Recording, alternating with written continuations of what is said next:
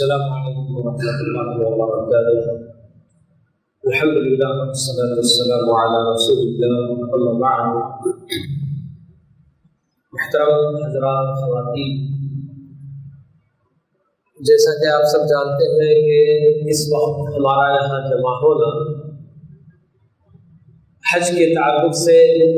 احکام اور مسائل معلوم کرنا، اس مقصد سے ہم یہاں جمع ہوئے ہیں۔ تو حج یہ اتنی اہم عبادت کہ اللہ رب العالمین نے اسے اسلام کے بنیادی ارکان میں شمار فرمایا ہے۔ اسلام کے جو 5 ارکان ہیں تو اس میں سے ایک رکن اللہ تعالیٰ نے حج بیت اللہ کو بھی قرار دیا کہ جس آدمی کے اندر حج کرنے کی استطاعت ہو تو اسے حج بھی کرنا چاہیے۔ اس کے علاوہ حج کی اہمیت اس بات سے بھی ہم اس کا اندازہ لگا سکتے ہیں کہ اللہ کے نبی صلی اللہ علیہ وسلم فرماتے ہیں کہ تابعوا بین الحج والعمرہ فإنہما ينفیان الذنوب كما تنفی النار خبث الحدید والذهب والفضہ، کہ لوگوں بار بار حج اور عمرہ کیا کرو۔ بہرحال آج کا زمانہ ایسا ہے کہ ایک مرتبہ حج نصیب ہو جائے تو پھر دوسرے حج کے لیے یا عمرہ کے لیے دشواری بھی ہو رہی، سب کچھ ہو رہا ہے، لیکن الحمدللہ ابھی عمرے کا دروازہ کھلا ہوا ہے، بہت سارے لوگ بار بار جاتے آتے ہیں،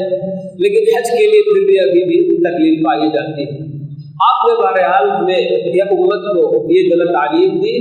کہ جتنا ہو سکے بار بار کر سکتے ہیں تو کرو، کیونکہ یہ دونوں بالکل انسان کے گناہوں کو اسی طرح سے مٹاتے ہیں جس طرح کے آگ لوہے، سونا، چاندی وغیرہ جب اس کو آگ میں تپایا جاتا ہے تو اس کے اندر جو کچرا ہوتا ہے، جو بھی چیز ہوتی ہے، اس کو جیسے دور کرتے ہیں، اسی طرح سے ان کے ذریعے انسانوں کے گناہ مٹتے ہیں، دھل جاتے ہیں۔ بہرحال ایک عظیم عبادت ہے جو بہت سارے لوگوں کو زندگی میں ایک مرتبہ ہی کرنا نصیب ہوتا ہے۔ تو ایسے میں سب سے پہلی ذمہ داری ہم پر یہی عائد ہوتی ہے کہ یہ عبادت کیسے انجام دی جانی چاہیے، اس کا کیا طریقہ ہوتا ہے، یہ سیکھ کر اس کے بعد اس عبادت کی طرف جانا چاہیے۔ دین کی کسی بھی بات پر عمل کرنے کے لیے ہمیں ایک عام قاعدہ اور قانون یہی بتایا گیا کہ پہلے سیکھ لو، جانکاری حاصل کر لو کہ یہ عبادت کیسے کرنا ہے، یہ کام کیسے کرنا ہے، پھر اس کو انجام دو۔ تو حج جیسی اتنی عظیم عبادت کہ جو ہو سکتا ہے کہ بہت سارے لوگوں کے لیے زندگی میں ایک مرتبہ ہی ادا کرنے کا موقع ملتا ہو، بار بار اس کا موقع نہ ملے، تو ایسے میں یقیناً ہمیں سب سے پہلے اس کے بارے میں جانکاری، پوری جانکاری حاصل کرنا ضروری ہے۔ اور ہمیں یہ بھی بات بتائی گئی کہ کوئی بھی عمل چھوٹا بڑا اس کی اللہ تعالیٰ کے نزدیک قبول ہونے کے لیے 2 اہم شرطیں ہیں۔ ایک شرط تو اخلاص، للہیت، ریاکاری کے بغیر، نام و نمود، شہرت وغیرہ حاصل کرنے کی بجائے خالص اللہ تعالیٰ کی رضا پانے کے لیے، اسے خوش کرنے کے لیے وہ عمل کرنا چاہیے۔ اور دوسری شرط پیارے نبی صلی اللہ علیہ وسلم کی سنت کے مطابق وہ عمل کرنا چاہیے، تبھی اللہ رب العالمین کے پاس عمل مقبول ہوگا، ورنہ اللہ تعالیٰ اس عمل کو قبول نہیں کریں گے۔ تو اس وجہ سے ہماری ذمہ داری بنتی ہے کہ ہم اس عبادت کو انجام دینے سے پہلے اسے جو ہے کہ سیکھ لیں، معلوم کر لیں، اور پھر اس کے بعد اسے انجام دینے کی ہم کوشش کریں۔ تو آئیے اب ہم انشاءاللہ حج کے تعلق سے معلومات حاصل کرتے ہیں کہ حج کے لیے اللہ رب العالمین نے زمانہ مقرر کیا۔ الحج اشہر معلومات، جیسے کہ آیت ابھی تلاوت کی گئی، جس میں اللہ تعالیٰ بتاتے ہیں کہ حج کسی بھی وقت آدمی نہیں کر سکتا، بلکہ اس کے لیے ایک مقررہ وقت ہے، اسی وقت میں وہ بندہ حج کر سکتا ہے۔ تو اس کے لیے کب سے احرام باندھا جا سکتا ہے، حج کو کب حج کرنے کی نیت سے باندھا جا سکتا ہے؟ تو یہ شوال، ذی القعدہ اور ذی الحجہ کے شروع کے 10 دن یہ اس کے جو ہے مخصوص ایام ہے کہ ان ایام ہی میں اسی زمانے میں بندہ حج کی نیت سے مکہ جا سکتا ہے۔ تو یہ اس کے لیے جیسے اللہ تعالیٰ نے ایک وقت مقرر کیا، تو جیسے میقات زمانی ہے تو ویسے ہی اللہ تعالیٰ نے بیت اللہ کا قصد کرنے والوں کے لیے کچھ ایسے مقامات بھی مقرر کیے ہیں کہ جن مقامات سے گزرنے کے بعد آدمی کے اوپر بہت ساری پابندیاں عائد ہو جاتی ہیں، ان کو کہا جاتا ہے میقات مکانی۔ ایک میقات زمانی ہے جس کے لیے اللہ تعالیٰ نے وقت مقرر کیا ہے، اور دوسری طرف جگہ ہے کچھ اس زمانے میں مکے کو پہنچانے والے جتنے راستے تھے، جہاں جہاں سے لوگ آتے ہیں مکے کو، تو ان کا حساب کر کے اللہ کے نبی صلی اللہ علیہ وسلم نے 4-5 جگہوں کو میقات کے نام سے مقرر کر دیا۔ مدینہ والوں کے لیے ذوالحلیفہ ہے، یمن والوں کے لیے یلملم ہے، عراق سے آنے والوں کے لیے ذات علم ہے، شام سے آنے والوں کے لیے جحفہ ہے۔ تو اس طرح سے اللہ کے نبی صلی اللہ علیہ وسلم نے اور نجد سے آنے والوں کے لیے قرن المنازل، ایسے میقات جگہیں کچھ مقرر کی ہے۔ ہم سب یہ جانتے ہیں کہ عمرے کو جانے والا ہو یا حج کو جانے والا ہو، ان کے لیے سب سے پہلا کام جو کرنا ہوتا ہے وہ ہے احرام۔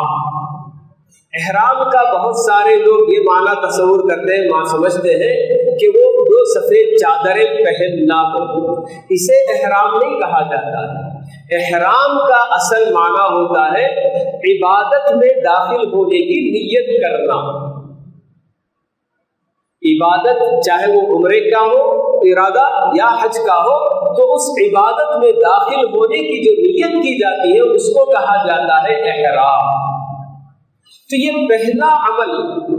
حاجی یا عمرہ کرنے والے کے لیے بالکل کرنا ہوتا ہے۔ لیکن اس احرام سے پہلے بہت سارے کام ہم کو بتائے گئے، یعنی کہ یہ اس عبادت کی نیت کرنے سے پہلے بہت سارے کام کرنے کے لیے ہم کو جو مسنون کام ہے بتائے گئے ہیں۔ تو ان میں سے غسل کرنا، پاکی صفائی حاصل کرنا، اور اسی طرح سے غیر ضروری بال وغیرہ صاف کر لینا، یہ سب ضرورت پڑنے پر، یہ نہیں کہ بالکل حج یا عمرے کے لیے جاتے ہیں تو اس سے پہلے یہ کام کرنا، اگر ضرورت ہے تو ایسی صورت میں اس سے بھی فارغ ہو جانا۔ یہ مرد اور عورت دونوں کے لیے بالکل کامن یہ باتیں بتائی جاتی ہیں۔ اور اس کے بعد آدمی یعنی کہ مرد کے لیے خصوصی طور پر یہ بات بتائی گئی کہ مرد جتنے اس کے اپنے جسم کی ساخت پر سلے ہوئے کپڑے ہیں ان سب کو نکال دینا، یعنی کہ شرٹ کی شکل میں، پینٹ کی شکل میں، بنیان، نکر وغیرہ اس طرح کے جتنے بھی کپڑے ہیں جو ہمارے اپنے جسم کے لیے فٹ ہونے والے ایسے سلے ہوئے کپڑے ان سے بالکل کیا ہے خالی ہو جانا،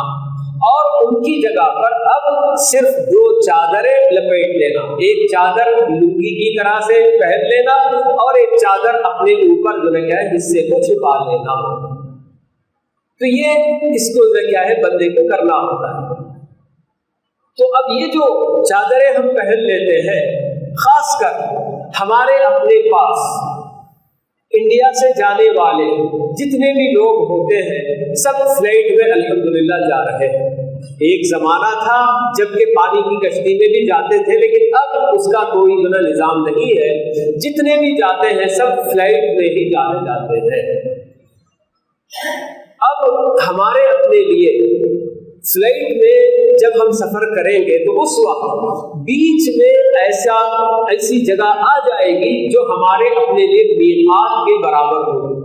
کیونکہ اللہ کے نبی صلی اللہ علیہ وسلم نے جو 4-5 جگہ مقرر کی ہیں، صرف وہی میقات نہیں بلکہ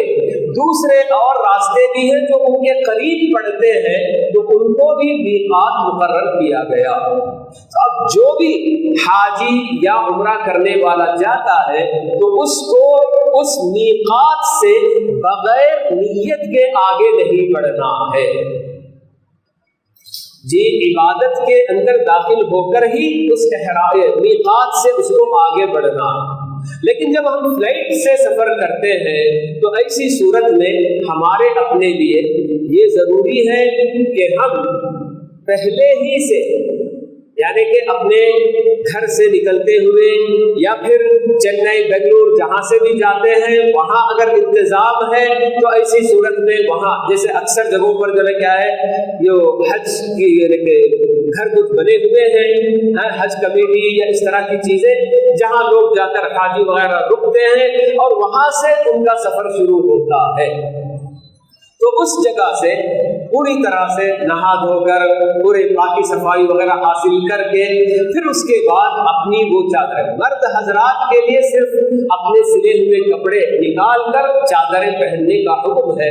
باقی عورتوں کے لیے کسی طرح کا کوئی احرام کا خاص کپڑا بالکل نہیں پایا جاتا. ان کے اپنے معمول کے جو لباس ہوتے ہیں بس وہی لباس ان کو پہننا ہوتا ہے.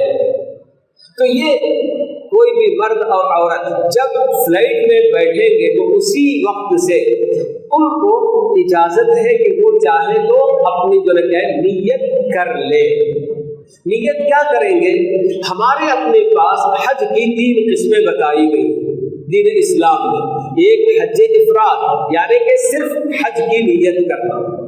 اور ایک ہے حج قران، عمرہ اور حج کی ایک ساتھ نیت کر لینا.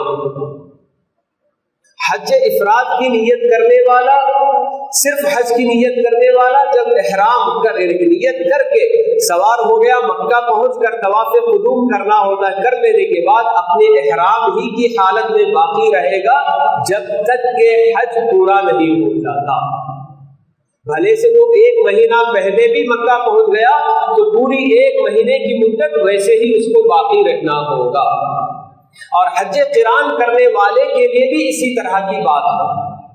لیکن تیسری قسم ہے حج کی جس کو حج تمتع کہا جاتا ہے، اور اللہ کے نبی صلی اللہ علیہ وسلم نے اپنی امت کو یہی حج کرنے کی ترغیب دلائی، اسی پر آپ نے ابھارا بھی اپنی امت کو.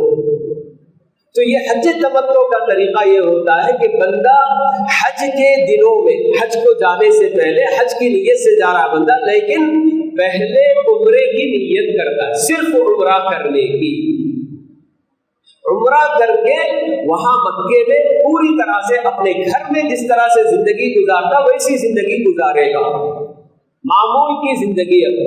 پھر اس کے بعد جب حج کے ایام آئیں گے 8 تاریخ سے، ذی الحجہ کی 8 تاریخ سے جو حج شروع ہوتا ہے اس وقت پھر سے حج کا احرام وہ باندھے گا. تو یہ ہوتا ہے حج تمتع. حج تمتع یعنی کہ پہلے صرف عمرے کی نیت کر کے بندہ جائے گا مکہ پہنچتا. تو یہ جو احرام کی بات کہتے ہیں ہم، تو ابھی میں نے آپ کو بتایا کہ چادر اوڑھنے کا نام احرام نہیں ہے بلکہ نیت کرنے کا کہ میں عمرے کی نیت کر رہا ہوں. تو اس کے لیے بس اپنی زبان سے اللہم لبیک عمرۃ اتنا کہنا کافی. اللہم لبیک عمرۃ. البتہ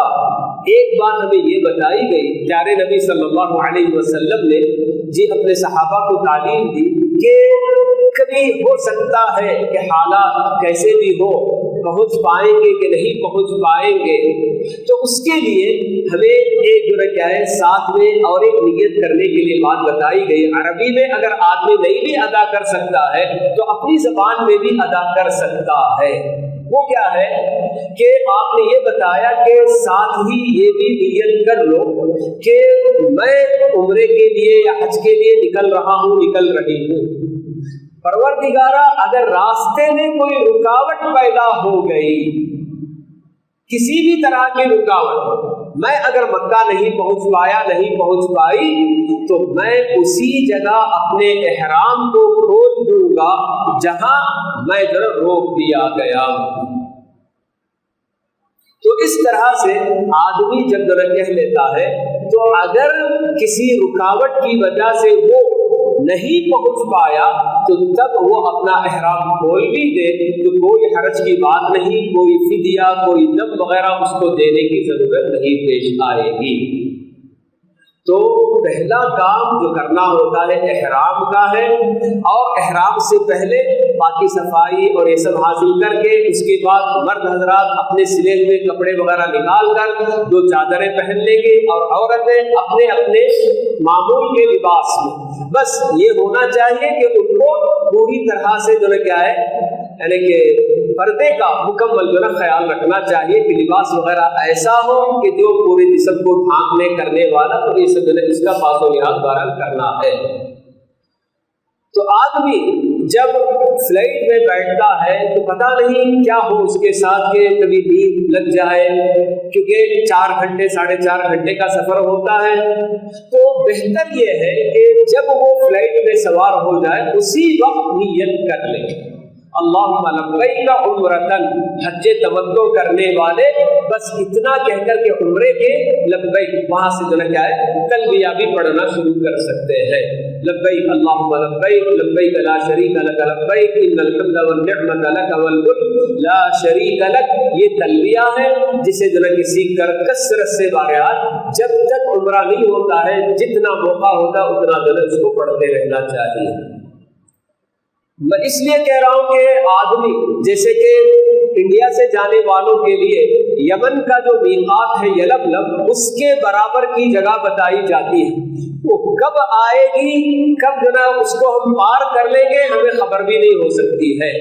تو اس لیے بہتر یہ ہے کہ آدمی جب بیٹھ جائے اسی وقت سے وہ نیت کر لے، وہیں سے اس کے اوپر پابندیاں شروع ہو جائیں گی جو احرام کی پابندیاں کہلاتی ہیں۔ ابھی بتاؤں گا کہ کیا کیا کام جو نہیں کرنا احرام کے بعد۔ یہ نیت جب کر لیا تو اس کے بعد وہیں سے اس کے اوپر پابندیاں بہت ساری شروع ہو جاتی ہے۔ کب تک؟ جب تک کہ وہ عمرہ جا کر نہیں کر لے گا۔ تو اب یہ سوال یہ پیدا ہوتا ہے کہ بسا اوقات خواتین ان کے لیے کبھی تو نہ شرعی عذر جب وہ نکلنے والی ہوتی ہے اس وقت اگر ان کے ساتھ اس طرح کا معاملہ پیش آ گیا، پیریڈز ان کے شروع ہو گئے، تو اسی حالت میں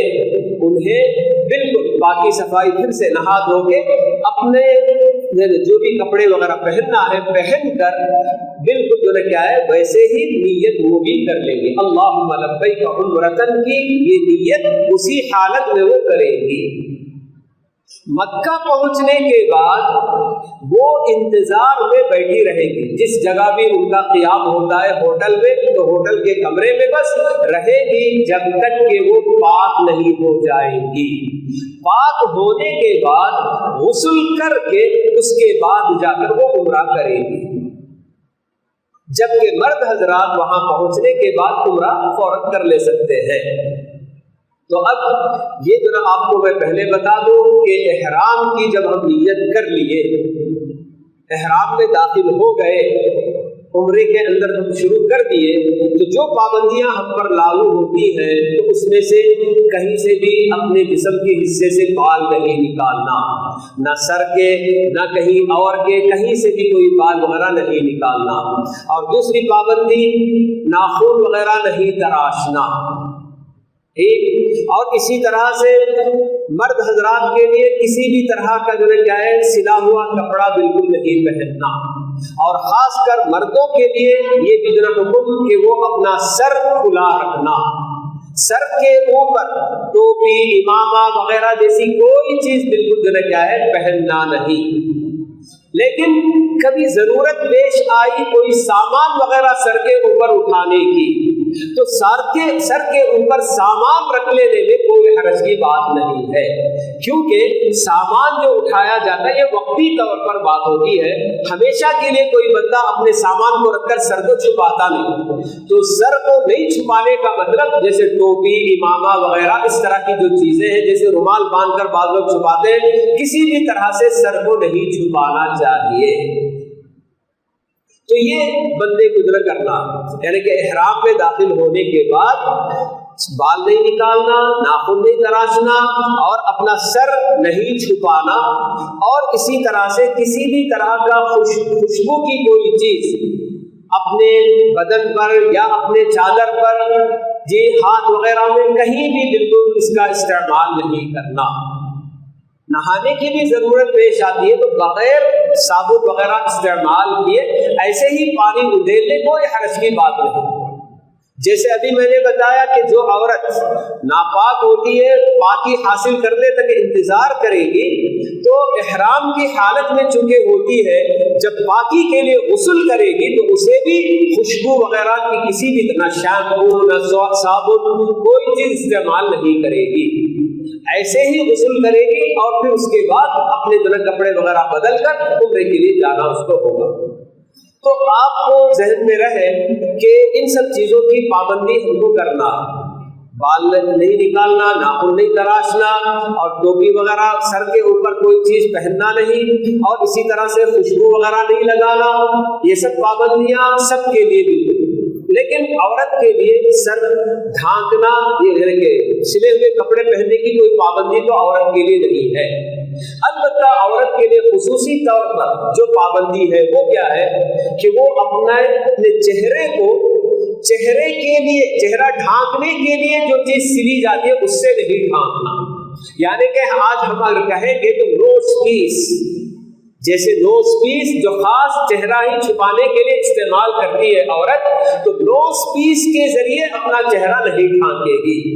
البتہ اس کی اپنی جو اوڑھنی ہوتی ہے اسی کو ذرا نیچے تک جھکا کر استعمال کر لے اور اپنا چہرہ چھپا لے تو کوئی حرج کی بات نہیں ہے۔ اگر وہ اوڑھنی چہرے سے لگتی بھی ہے تب بھی کوئی حرج کی بات نہیں، لگنے میں کوئی حرج نہیں۔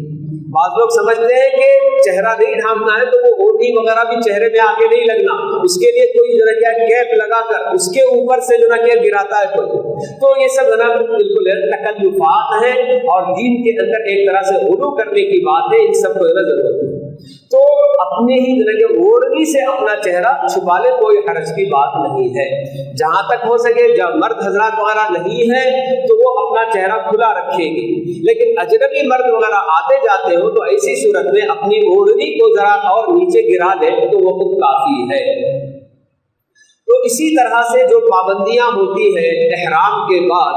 تو اس میں میاں بیوی کے تعلقات یہ بھی جو قائم نہیں کر سکتے، یا اس سے کم درجے کی کوئی چیز بوسہ وغیرہ لینا کرنا، اس طرح کے کاموں سے بھی اس حالت میں، احرام کی حالت میں سب کو جو ہے بچنا چاہیے۔ تو یہ سب احرام کی پابندیاں ہوتی ہیں، ان سب چیزوں سے آدمی بچے گا۔ تو آدمی جب اپنی جو ہے کیا ہے کہ احرام پہن کر یا پھر جو ہے کہ فلائٹ میں سوار ہونے کے بعد جب مکہ پہنچ گیا، تو مکہ پہنچنے کے بعد پہلا کام جو ان کو کرنا ہے وہ عمرہ کرنا ہے، کیونکہ حج تمتع جب ہم کر رہے ہیں تو صرف عمرہ کر رہے ہیں۔ تو ایسی صورت میں عمرے کے لیے 3 کام ہوتے ہیں: بیت اللہ کا طواف کرنا،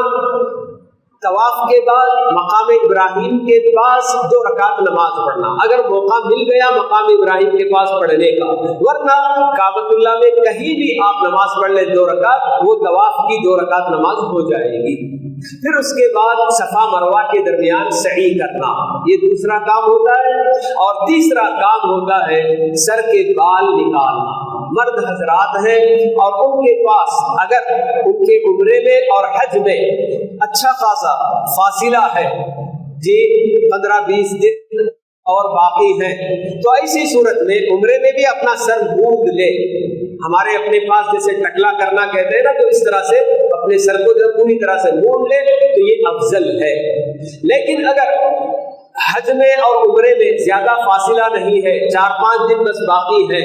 تو ایسی صورت میں تھوڑے تھوڑے بال کٹنگ کرنا جس کو کہتے ہیں، لیکن پورے سر کے بال میں یہ اتنا قینچی وغیرہ کا پھیرنا چاہیے۔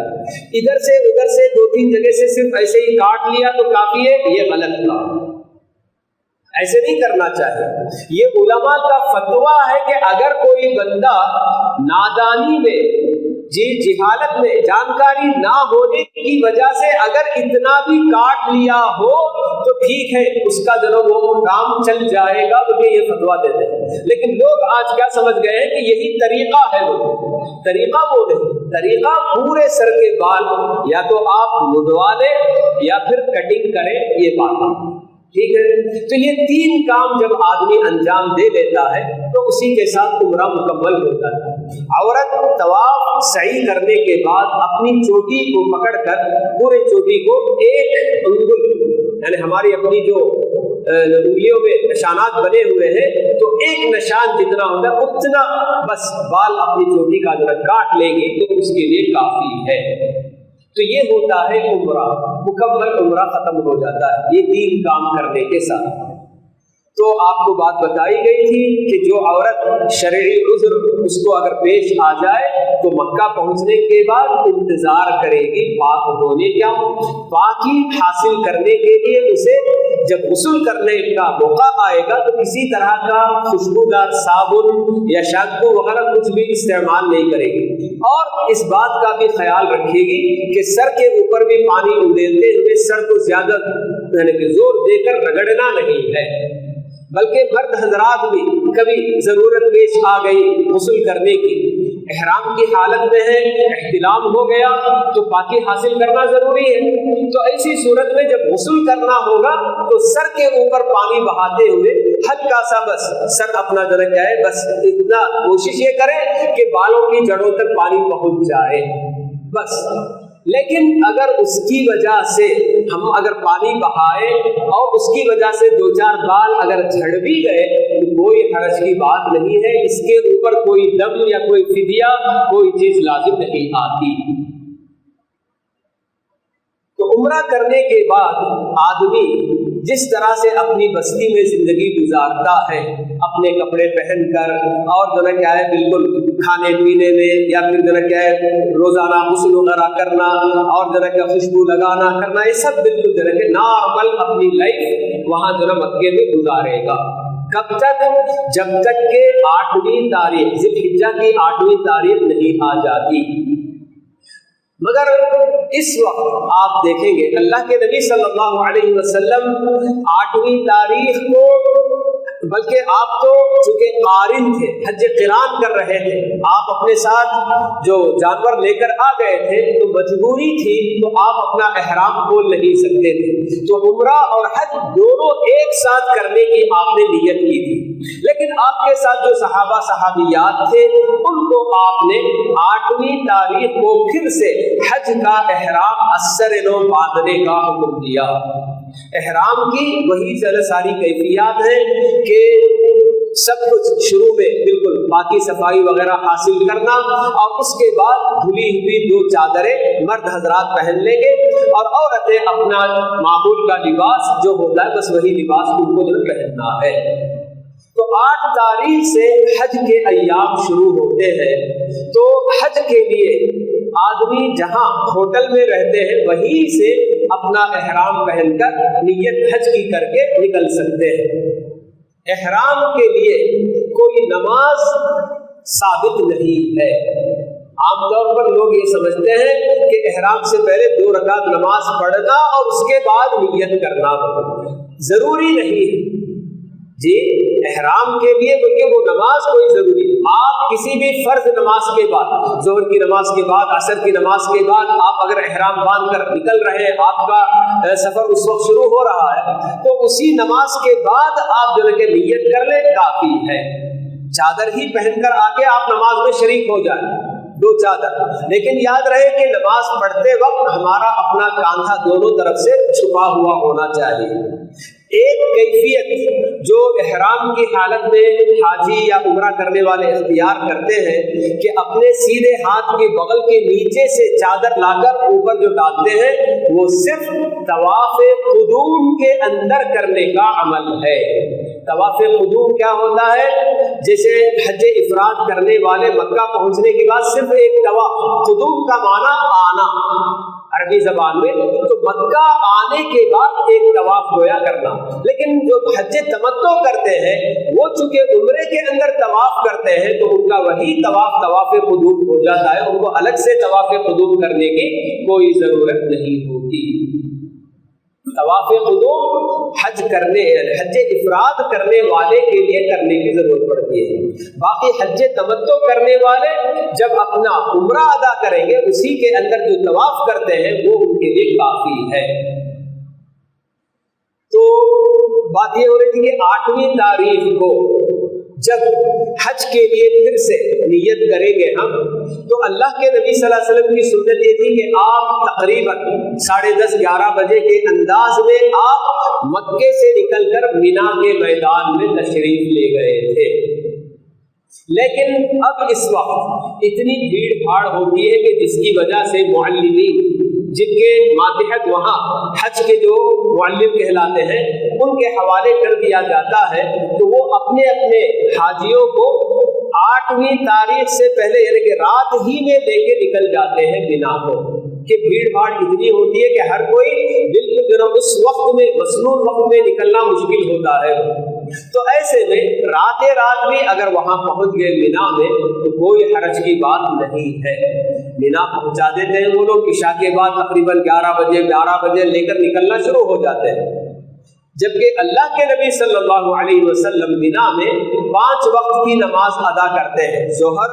عصر، یعنی 8ویں تاریخ کی ظہر، عصر، مغرب، عشاء اور 9ویں تاریخ کی فجر کی نماز. یہ 5 نمازیں اللہ کے نبی صلی اللہ علیہ وسلم مینا کے میدان میں ادا کیے. لیکن چونکہ اب وقت سے پہلے پہنچا دیا جاتا ہے، کبھی کبھی فجر سے پہلے ہی پہنچا دیتے ہیں، تو فجر کی نماز بھی بندے وہی ادا کریں گے، مجبوری ہے. تو اب مینا میں جو ہمارا وقت گزرے گا وہاں جو نمازیں ادا کی جائیں گی، اللہ کے نبی صلی اللہ علیہ وسلم کی سنت یہ ہے کہ 4 رکعت والی نماز کو قصر کر کے 2 رکعت پڑھی جائے گی، لیکن اپنے اپنے وقت میں. ظہر کی نماز ظہر کے وقت میں، عصر کی نماز عصر کے وقت میں، مغرب کی مغرب کے وقت میں، عشاء کی عشاء کے وقت میں، ایسے ہی ادا کریں. تو ظہر، عصر اور عشاء یہ 3 نمازیں قصر کے ساتھ پڑھیں گے، یعنی کہ 2 رکعت بس.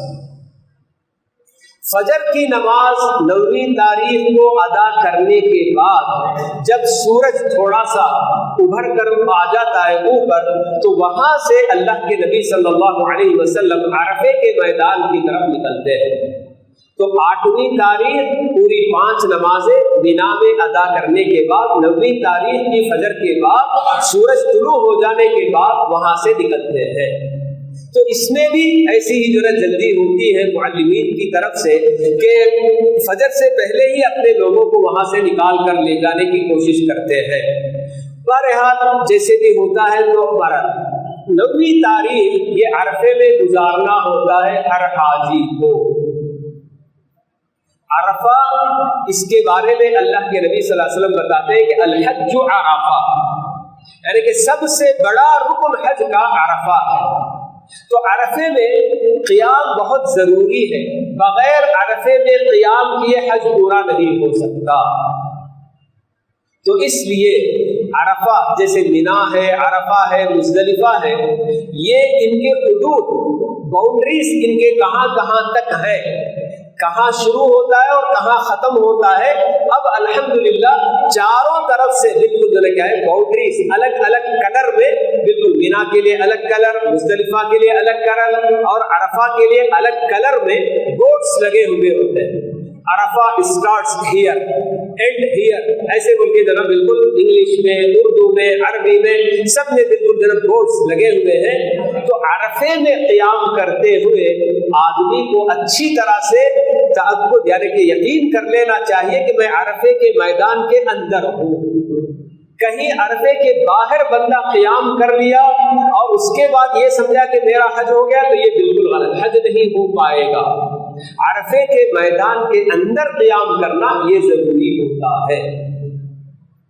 اور عرفے کے اندر 2 نمازیں ادا کی جاتی ہیں، ظہر اور عصر کی نماز. اور اللہ کے نبی صلی اللہ علیہ وسلم کی جو سنت ہے اس جگہ پر نماز ادا کرنے کی، تو وہ جمع تقدیم یعنی کہ عصر کی نماز کو بھی ظہر ہی کی نماز کے وقت میں پڑھنا، 2 رکعت، اذان ایک ہوگی اور 2 اقامت کے ساتھ، ظہر کی نماز کے لیے 1 اقامت، 2 رکعت نماز ادا کی جائے گی، پھر اقامت دے کر عصر کی نماز 2 رکعت ادا کر لی جائے گی۔ یہ اللہ کے نبی صلی اللہ علیہ وسلم کی سنت۔ پھر اس کے بعد اللہ کے نبی صلی اللہ علیہ وسلم دعا کے لیے بالکل اپنا وقت خاص کر دیے تھے، اور ایک جگہ عرفے کے میدان میں جبل الرحمہ بولتے جہاں اللہ کے نبی صلی اللہ علیہ وسلم کھڑے ہو کر دعا کیے، لیکن آپ نے اپنی امت کو یہ بتا دیا کہ وقفت ہا ہنا وعرفہ کلھا موقف، لوگوں میں یہاں ٹھہرا ہوں لیکن عرفے کا پورا میدان ٹھہرنے کی جگہ ہے۔ تو بیکار میں بہت سارے لوگ یہ جو ہے کیا ہے، اس دشواری میں پڑنا چاہتے ہیں، اپنے آپ کو تکلیف میں ڈالنا چاہتے ہیں کہ جبل الرحمہ جہاں اللہ کے نبی صلی اللہ علیہ وسلم جا کر قیام کیے تھے وہیں میں بھی جا کر قیام کروں، تو یہ مشکل کام ہوتا ہے۔ تو بجائے اس کے کہ اس میں اپنے آپ کو اس مشکل میں ڈالنے کے، عرفے کے پورے میدان میں جہاں بھی آپ کو جگہ مل جاتی ہے اسی جگہ آپ کو قیام کرنے کے لیے، کھڑے ہونے کے لیے آپ کو کہا گیا ہے۔ بس ایک ٹکڑا، ایک حصہ عرفے کا ایسا ہے جو کہ جہاں قیام نہیں کیا جا سکتا اور عرفے کے وہ باہر، خود مسجد جو بنی ہوئی ہے عرفے کے اندر، مسجد نمیرہ، تو اس مسجد میں ایک حصہ ہے جو بطن عرنا کہلاتا ہے، وادی عرنا کے نام سے ہے، تو اس جگہ میں قیام نہیں کیا جائے گا۔ خود اسی مسجد میں، عرفے کی مسجد میں ہی ایک خاص حصہ ہے جو عرفے سے خارج ہے، باہر ہے، اس میں قیام نہیں کرنا۔ اچھی طرح سے ذہن میں بٹھا دیں کہ مسجد میں آپ قیام بھی کریں گے تو وہ حصہ جو کہ عرفے سے باہر ہے مسجد کا، اس میں قیام بالکل نہیں کرنا چاہیے۔ تو آپ کو عرفے میں کب تک رہنا ہے؟ سورج غروب ہونے تک عرفے میں رہنا ہے۔ سورج غروب ہونے سے پہلے عرفہ نہیں چھوڑنا چاہیے۔ ڈرائیور وغیرہ، گاڑیاں والے بہت اصرار کریں گے، چلو چلو ہو گیا وقت نکلیں گے، لیکن لوگ جب جم کر کھڑے ہوتے ہیں کہ نہیں ہمیں نکلنا نہیں ہے تو بالکل مجبور ہوتے ہیں، وہ پھر نہیں نکلتے۔ تو پوری طرح سے سورج غروب ہو جانے کے بعد عرفے کا میدان چھوڑنا ہوتا ہے،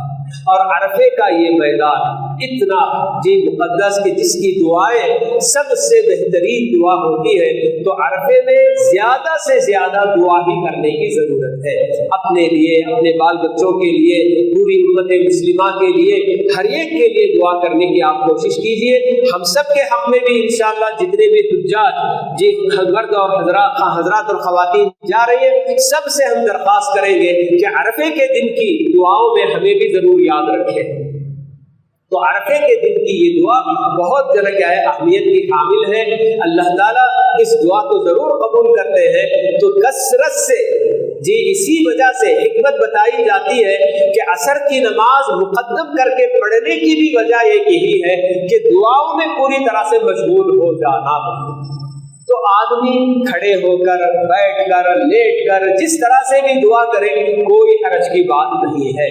بس اتنا یاد رہے کہ بھئی یہ بڑا ہی قیمتی وقت ہے اور اس پورے وقت کو ہمیں دعا میں لگانے کی ضرورت ہے۔ نمازوں کے بعد آدمی پورا وقت بالکل ظہر اور عصر کی نماز ظہر ہی کے وقت میں ادا کرنے کے بعد جتنا ممکن ہو سکے اپنا وقت دعا میں لگانے کی کوشش کریں۔ 9ویں تاریخ وہی سورج غروب ہونے کے بعد عرفہ سے نکل کر واپس مزدلفہ کو ہم جاتے ہیں۔ عرفہ سب سے آخری میدان ہے، پہلے مینا،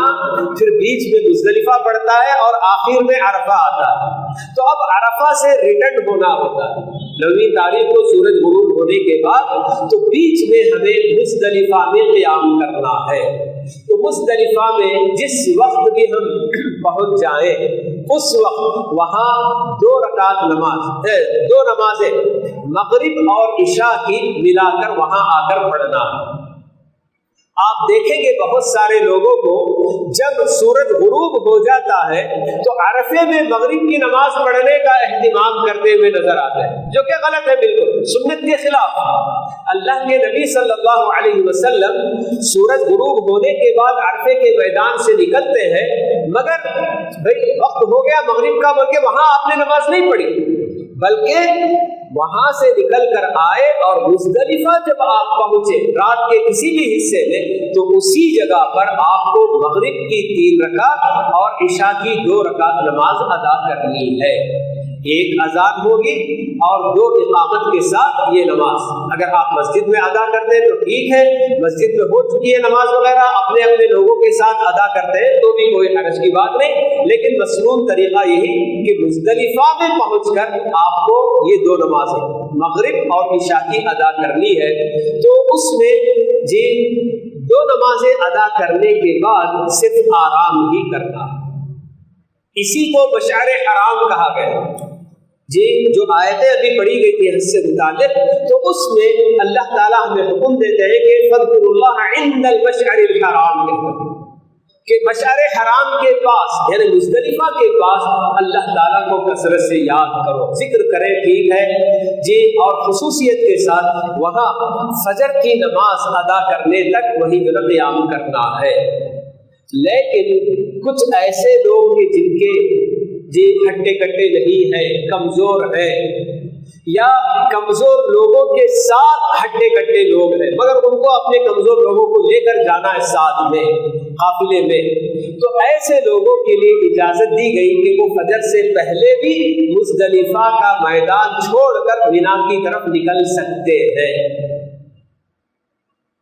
مگر جو مسنون بات ہے، جو اچھے بھلے ہیں، ان لوگوں کے لیے فجر کی نماز وہی مزدلفہ میں ادا کرنا ہے، اور اس کے بعد وہاں سے تھوڑا سا اجالا ہونے کے بعد، سورج طلوع ہونے کا انتظار نہیں کرنا ہے، صرف تھوڑا سا اجالا ہو جائے تو پھر مزدلفہ چھوڑ کر مینا کی طرف نکلنا ہے۔ اب ہم 10ویں تاریخ میں داخل ہو گئے، یوم النحر جس کو کہا جاتا ہے، کیونکہ اس میں قربانی کی جاتی ہے، نحر کا مطلب قربانی کرنا ہے، تو اس لیے اس کو یوم النحر کہا جاتا ہے۔ مزدلفہ میں بہت سارے لوگ آپ کو کنکریاں چنتے نظر آئیں گے، کس کے لیے؟ وہ جو جمرات کو کنکری مارنی ہے، تو ان کو کنکری مارنے کے لیے مزدلفہ سے کنکری لینا کوئی ضروری عمل نہیں ہے، آپ چاہے وہاں سے لے لیے یا راستے میں گزرتے ہوئے بھی کہیں سے بھی کنکریاں، جو کہ بالکل ذرا چنے کے برابر، پھلی کے دانے کے برابر چھوٹی چھوٹی کنکریاں ہوتی ہیں، تو ان کو لینا ہے، کیونکہ آپ کو مینا میں اب جبکہ 10، 11، 12 وغیرہ جو قیام کریں گے، وہاں آپ کو کنکریاں مارنی ہوگی جمرات کو۔ تو 10ویں تاریخ کو جب ہم فجر کی نماز مزدلفہ میں ادا کرنے کے بعد مینا کے لیے جب نکلیں گے، تو مینا وہاں پہنچ کر ہمیں جو کام کرنے ہوتے ہیں، یعنی کہ یوم النحر کو 10ویں تاریخ کو پورے 4 کام اللہ کے نبی صلی اللہ علیہ وسلم نے انجام دیے۔ پہلا کام جو آپ نے کیا تھا وہ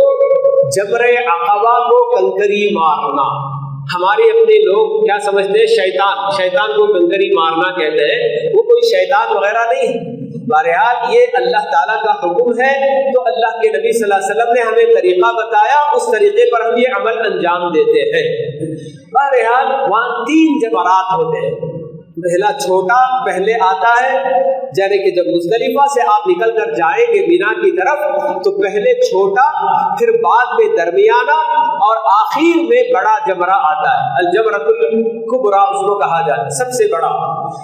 تو 10ویں تاریخ کو صرف ایک جمرے کو کنکری مارنی ہے، اور وہ بھی بڑا جمرہ، بڑا شیطان۔ چھوٹے کو بھی چھوڑ دیں گے، درمیان والے کو بھی چھوڑیں گے، اور آخری میں جو بڑا ہے بس اس کو 7 کنکری مارنی ہے، اور ہر کنکری پر بسم اللہ اللہ اکبر بس یہ بول کر کنکری مارنا۔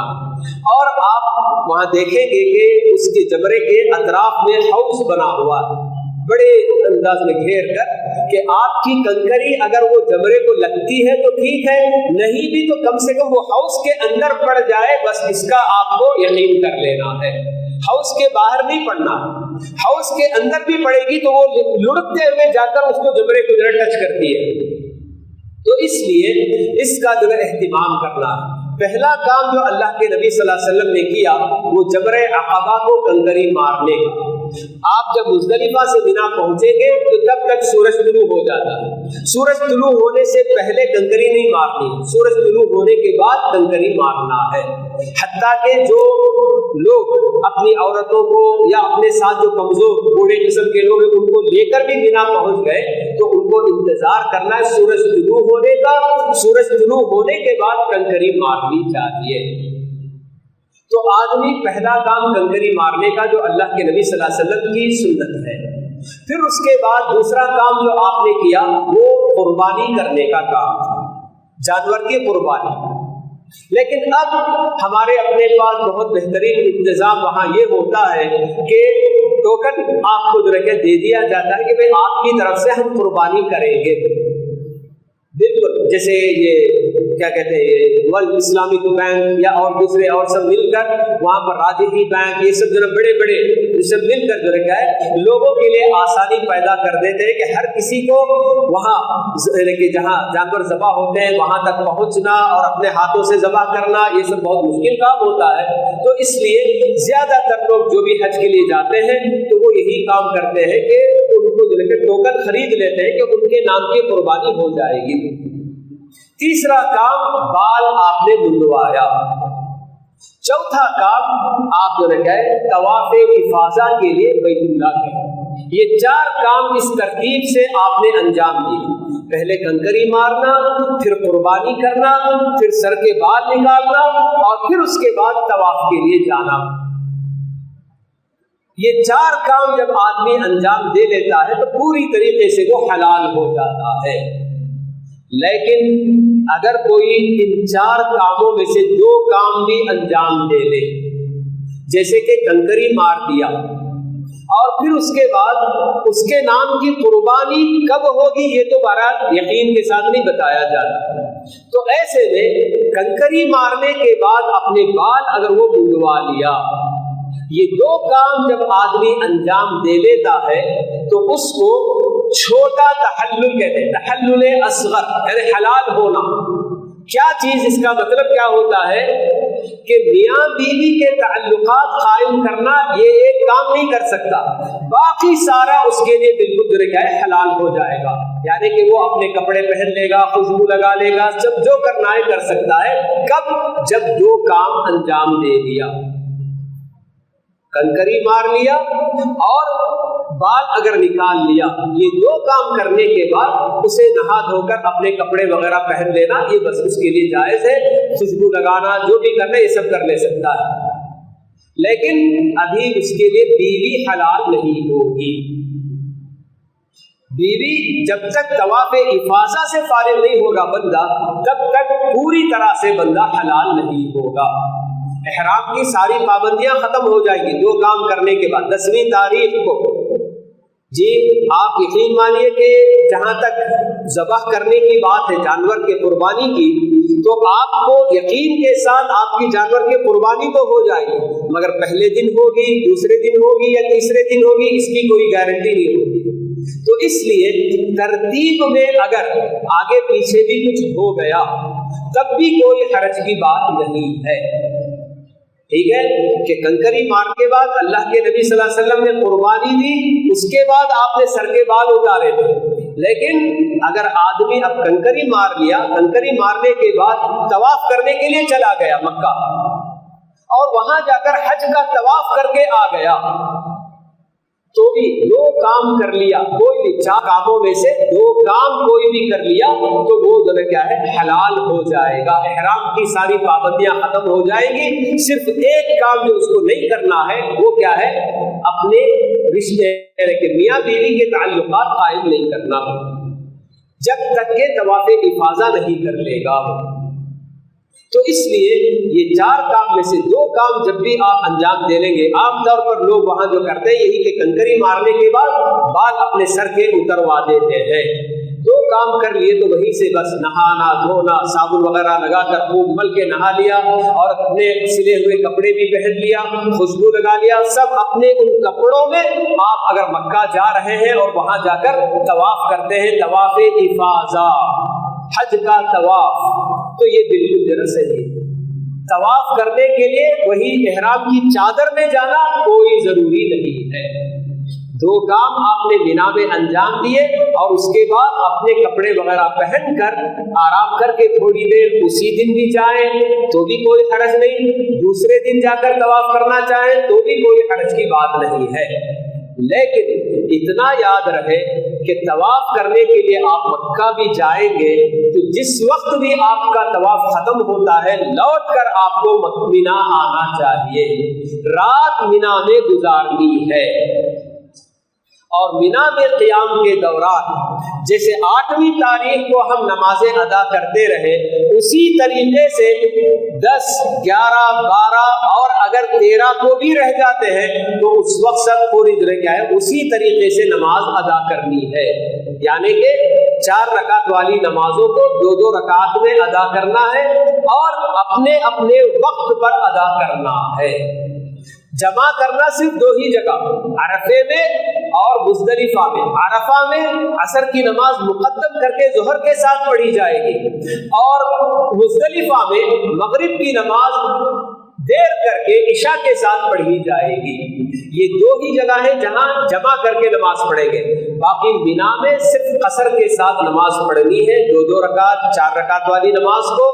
اور اپنے اپنے وقت میں ادا کرنا ہے۔ تو مینا میں بس آدمی کو جو کام کرنے ہوتے ہیں، کنکری مارنا، پھر اس کے بعد قربانی کرنا، جو کہ آپ ٹوکن لے لیتے ہیں تو انشاءاللہ اسی کے ذریعے آپ کا کام ہو جاتا ہے، اور آپ کے سر کے بال نکالنا۔ عورتوں کے لیے بس وہی اپنی چوٹی پکڑ کر بالکل نچلے حصے میں 1 کوڑ کے برابر بال کاٹ دیا تو بس وہ حلال ہو جائیں گی۔ اور طواف افاضہ کرنا، یہ 4 کام 10ویں تاریخ کو انجام دینے کے ہوتے اگر ممکن ہوا تو، ورنہ آدمی اگر طواف افاضہ 11 تاریخ کو، 12 تاریخ کو، 13 تاریخ کو بھی جا کر کرتا ہے تو کوئی حرج کی بات نہیں ہے۔ تو یہ 10 تاریخ کو اگر آپ طبیعت آپ کی ساتھ نہیں دے رہی ہے، وہی مینا میں آپ اپنے ڈیرے میں قیام کر رہے ہیں، کوئی حرج کی بات نہیں، نہا دھو کر بس اپنی جگہ پر اپنے ڈیرے میں۔ اس کے بعد دن کے وقت میں دوسرے دن 11 تاریخ کو طواف کے لیے جا رہے ہیں، طواف افاضہ کر کے آپ واپس لوٹیں گے تو آپ کو واپس لوٹنا ہے۔ تو 11 تاریخ کو مینا میں قیام جب کریں گے ہم تو وہاں کنکریاں مارنا ہوتا ہے 3 جمرات کو۔ چھوٹے سے شروع کرنا ہے، پہلے چھوٹا آتا ہے تو چھوٹے کو مارنا ہے، پھر اس کے بعد درمیان والے کو، پھر اس کے بعد سب سے بڑے جمرہ کو کنکری مارنا ہے۔ ہر جمرے کو 7 کنکری مارنا ہوتا ہے۔ تو گویا پہلے دن تو صرف 7 کنکری ایک ہی جمرے، بڑے جمرے، مگر 11 تاریخ اور 12 تاریخ کو بالکل 3 جمرات کو 7 کنکریاں مارنی ہوتی ہے۔ کنکری مارنے کے لیے آدمی اگر اپنے ساتھ خواتین وغیرہ کو لے کر جانا ہوتا ہے، دن کے وقت میں بھیڑ بھاڑ ہوتی ہے، تو اگر ذرا دیر کر کے، اصل وقت جو اس کا ہوتا ہے سورج ڈھلنے کے بعد، یعنی زوال کے بعد، زوال کے پہلے دن تو سورج طلوع ہونے کے بعد آپ کو کنکری مارنے کی اجازت ہے، مگر 11، 12 وغیرہ کو جو کنکری مارنے کا وقت شروع ہوتا ہے زوال کے بعد، ظہر کی نماز کا جو وقت ہوتا ہے اس کے بعد کنکری مارنے کا وقت شروع ہوتا ہے، وہاں سے لے کر غروب ہونے تک اصل وقت ہوتا ہے۔ لیکن جب مجبوری ہوتی ہے، اپنے ساتھ بڑے لوگ ہیں یا عورتیں ہیں، ان کو ساتھ میں لے کر جانا ہوتا ہے، تو ایسی صورت میں مغرب کے بعد بھی، عشاء کے بعد بھی اگر لے کر جائیں آپ اور کنکری مار کر آئیں کوئی حرج کی بات نہیں ہوگی۔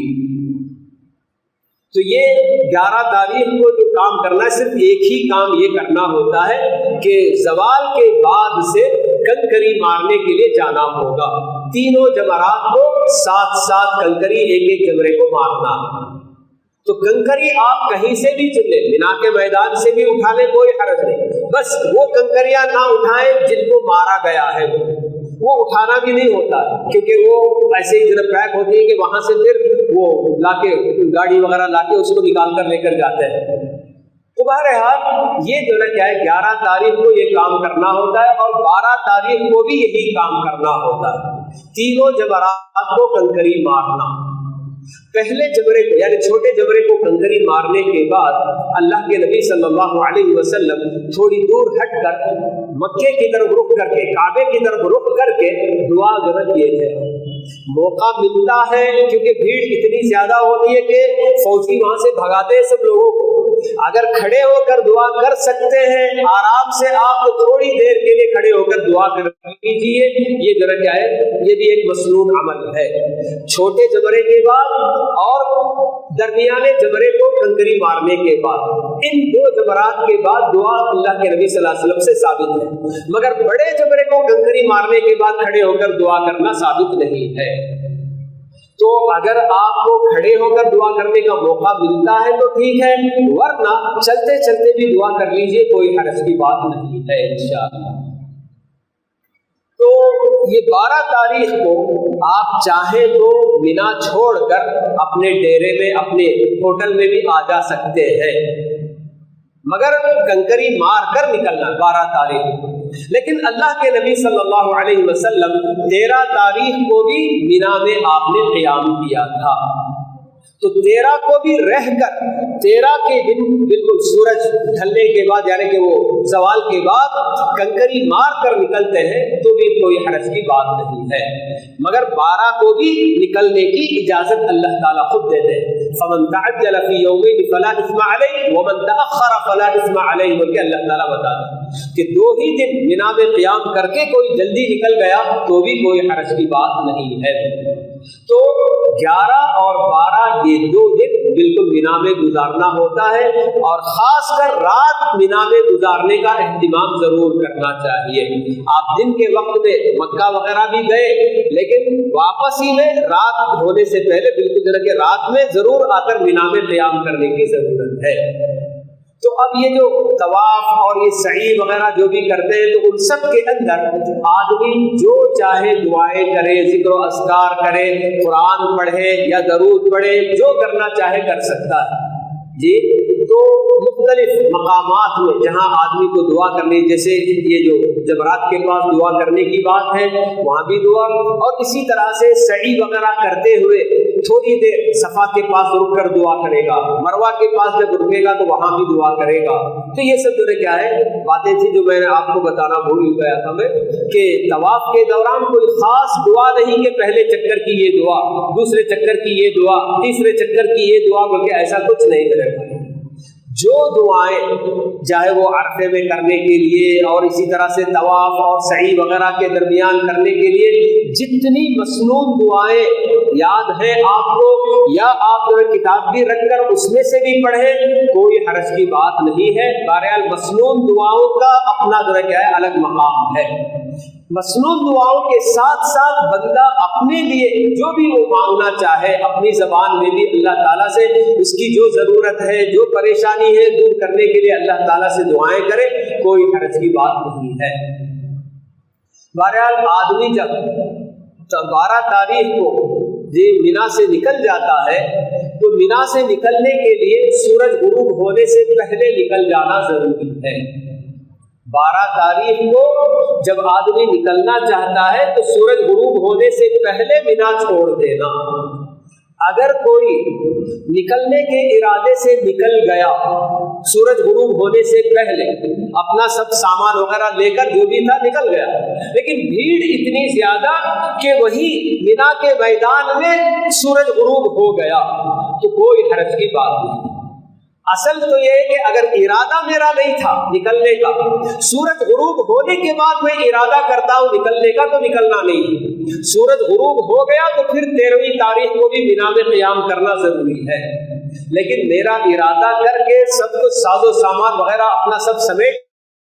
मैं निकल गया मिना से, मगर गाड़ियां इतनी भीड़ के जरा गाड़ी वहीं जरा मिना ही के बाउंड्री में, मिना के मैदान में वहीं जरा क्या है पूरी गाड़ी रुकी हुई है और निकलते निकलते सूरज गुरूब भी हो गया, कोई हर्ज की बात नहीं है, निकल सकते हैं आप, क्योंकि आप सूरज गुरूब होने से पहले गाड़ी में आकर बैठ के निकल गए, लेकिन गाड़ी वहां से निकल नहीं पाई, तो इसमें कोई हर्ज की बात नहीं है।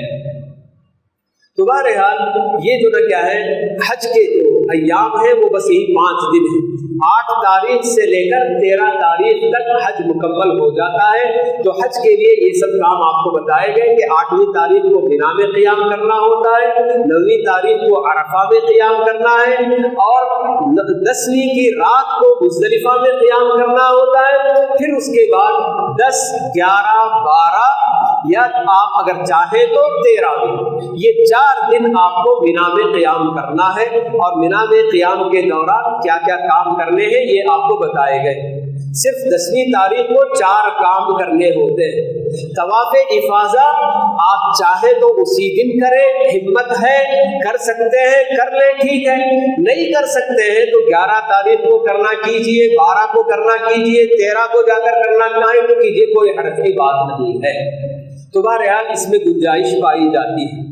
अब कभी ऐसा भी होता है कि हज का एहराम बांधते हुए ख़वातीन, उनके लिए अगर वही उज़्र शरई पेश आ गया, पीरियड्स उनके अगर शुरू हो गए, तो ऐसी सूरत में उनको पूरी तरह से हाजी जो काम करते हैं एहराम बहरहाल नियत करके हज की नियत से अल्लाहुम्मा लब्बैक हज्जन कहकर नियत करके वहां से के सारे हज के काम करना है। बस नमाजें नहीं पढ़ेंगी, बाकी सारे काम मुद्दत करती जाएंगी। तो उसके बाद उनको तवाफ़े इफ़ाज़ा करने के लिए उनको भी क्या करना है, इंतजार करना है पाक होने का।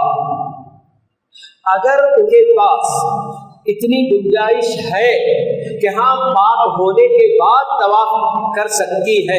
यानी कि हज खत्म होके और 1 हफ्ता 10 दिन मक्के में क़ियाम होता है, तो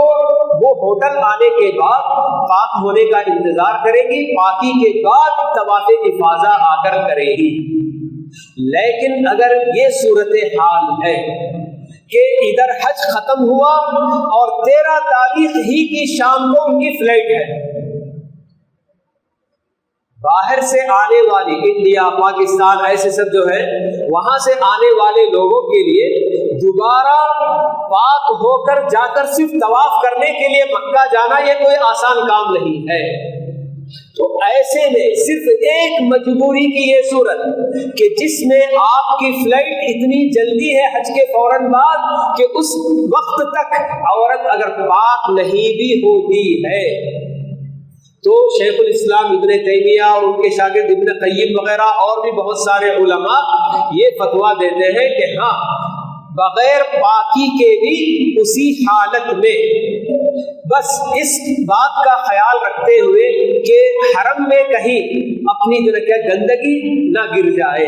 तो इसका मतलब ये कि औरत जैसे आप पैड वगैरह इस्तेमाल करके तो उसका इस्तेमाल करके उसी हालत में तवाफ़े इफ़ाज़ा कर सकती है।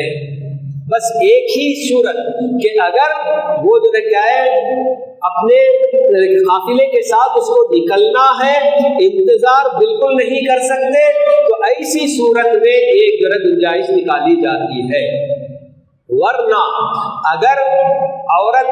मक्के यानी कि सऊदिया ही में कहीं उसका क़ियाम है, जद्दा में हो, रियाद में हो, दम्माम में हो, कहीं भी वहां से वो पाक होकर वापस आकर कर सकती है तवाफ़े इफ़ाज़ा, तो उसको वैसे ही करना होगा। गुंजाइश है 1 हफ्ता 10 दिन और आप दोनों वहां क़ियाम कर रहे हैं और उस दौरान पाक हो सकती है औरत और आकर तवाफ करेगी, तो पाक होने के बाद ही आकर तवाफ करना।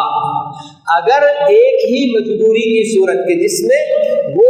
अपने काफिले के साथ जुड़ी हुई है और उसे निकलना 13 ज़िलहिज्जा को या 14 ज़िलहिज्जा को उसकी फ्लाइट है और उस वक्त तक वो पाक नहीं हुई,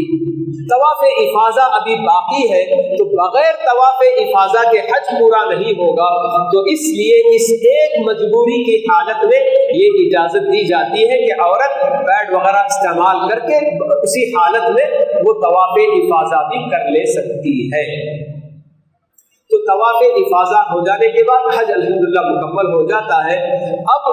جب آپ کو مکہ چھوڑنا ہوتا ہے تو اس کے بعد آخری ایک چیز جو طواف وداع،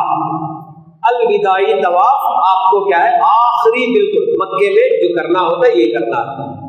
تو اس کے لیے اگر اس وقت کوئی عورت اس طرح سے اپنی مجبوری اس کی اگر پیش آ گئی تو اسے طواف وداع کرنا ضروری نہیں ہے۔ طواف افاضہ کے لیے یہ جو صورت بتائی گئی ہے اچھی طرح سے ذہن میں رہے کہ طواف افاضہ جو کہ حج کا طواف ہے وہ اگر نہیں کر پائی ہے عورت اور اپنی جو کیا ہے عذر شرعی میں ہے تو اس کا اگر سفر درپیش ہے اس کو انتظار نہیں کر سکتی ہے تو ایسی صورت میں اہل علم یہ فتویٰ دیتے کہ اسی ناپاکی کی حالت میں وہ طواف کر لے گی اور اس کا حج پورا ہو جائے گا۔ باقی طواف وداع وغیرہ کے لیے اس حالت میں جا کر طواف نہیں کرے گی۔ اگر طواف وداع کے وقت یہ حالت پیش آ گئی تو عورت کو اندر جانے کی اجازت نہیں ہوگی۔ ٹھیک ہے، تو یہاں تک یہ جو کیا ہے حج کے کام الحمدللہ پورے ہو جاتے ہیں۔ تو حج افراد، حج قران اور حج تمتع تین قسم کے حج جو بتائے گئے، ایک صرف حج کرنا اور ایک حج اور عمرہ اور حج کا ایک ساتھ نیت کر کے آدمی کو جو کیا ہے نیت کرنا۔ تو یہ دونوں ہی افراد، حج افراد کرنے والے، صرف حج کرنے والے اور قران کرنے والے، یہ دونوں مکہ پہنچنے کے بعد جب تک حج پورا نہیں ہوتا تب تک احرام کی حالت میں رہیں گے، ساری پابندیاں ان کے اوپر لاگو رہیں گی۔ تیسری قسم ہے حج تمتع کہ جس کے اندر بندہ صرف عمرے کی نیت کر کے یہاں جاتا ہے اور مکے میں 8ویں تاریخ کو حج کی نیت سے پھر سے جو احرام باندھتا ہے۔ تو احرام وغیرہ کی چادریں ان کو جو کیا ہے ضرورت پڑنے پر بیچ میں بدلنے کرنے کی ضرورت پڑتی ہے، کوئی حرج کی بات نہیں ہے۔ غسل کی بھی ضرورت پڑتی ہے حالت احرام میں تو غسل کر سکتا ہے، مگر اس کا خیال رہے کہ وہ کیا نہیں کرے گا، سر وغیرہ زور سے نہیں رگڑے گا اور نہ ہی کوئی صابن شیمپو وغیرہ استعمال کرے گا جب تک کہ احرام کی حالت میں ہے۔ تو یہ جو کچھ باتیں تھیں جو آپ لوگوں کے سامنے میں نے رکھی ہے حج کے تعلق سے۔ اللہ تعالیٰ سے یہی دعا ہے کہ اللہ رب العالمین جتنے بھی ہمارے اپنے حجاج یہاں سے جا رہے ہیں یا دنیا بھر کے کونے کونے سے جہاں سے آ رہے ہیں، اللہ تعالیٰ ان سب کے حج کو شرف قبولیت سے نوازے اور ان کا سفر آتے جاتے اللہ رب العالمین آسان فرمائے اور ان کی اللہ تعالیٰ ان کو صحت و تندرستی سے نوازے کہ وہاں اپنے یہ سارے ارکان اللہ کے نبی صلی اللہ علیہ وسلم کی سنت کے مطابق بالکل صحیح طریقے سے اور اچھے اور بھلے طریقے سے انجام دے سکے۔ اللہ تعالیٰ ان کی صحت میں اور ان کی درجہ عافیت میں اللہ تعالیٰ برکت عطا فرمائے۔ تو یہ کچھ باتیں تھیں جو میں نے آپ کے سامنے رکھی ہیں۔ ابھی انشاءاللہ ہمارے اپنے شیخ صاحب مفتی کلیم اللہ صاحب ہیں جو آپ کو